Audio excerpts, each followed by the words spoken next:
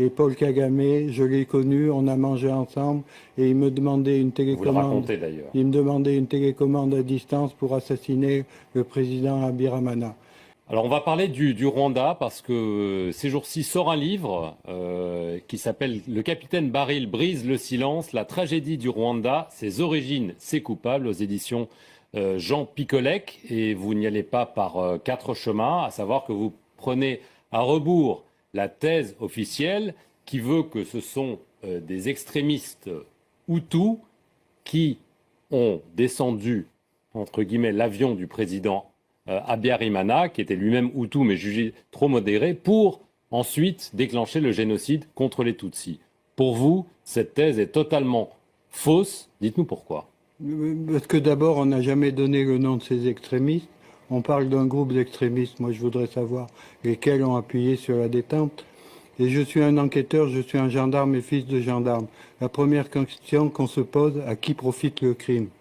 Le crime, il profite à une seule et même personne, c'est Kagame. Sans cet attentat, il ne serait pas chef d'État aujourd'hui. Paul Kagame, qui était donc le leader du Front patriotique rwandais, le mouvement rebelle de l'époque. Non, il n'était pas le leader du mouvement patriotique, il était le chef des services de renseignement de l'Ouganda. Il était militaire ougandais, il percevait un salaire ougandais et il a été en Amérique faire des stages dans les unités spéciales américaines avec un passeport ougandais. C'était un rebelle et c'est un terroriste avéré.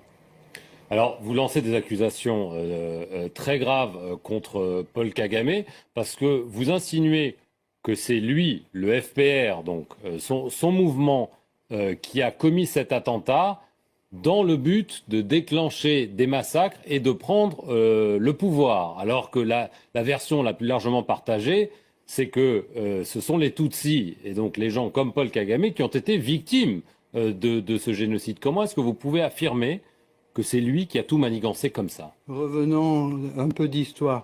Le 1er octobre 1990, l'Ouganda, avec 3000 rebelles Tutsis, attaque le Rwanda.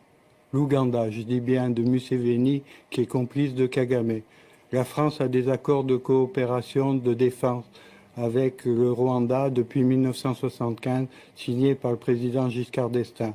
Le président Mitterrand apporte le soutien et l'aide au Rwanda et on combat les rebelles ougandais et les gens du FPR. Nous sommes en 1990. Il y a 4 ans de guerre jusqu'à ce que l'avion soit détruit par un attentat terroriste.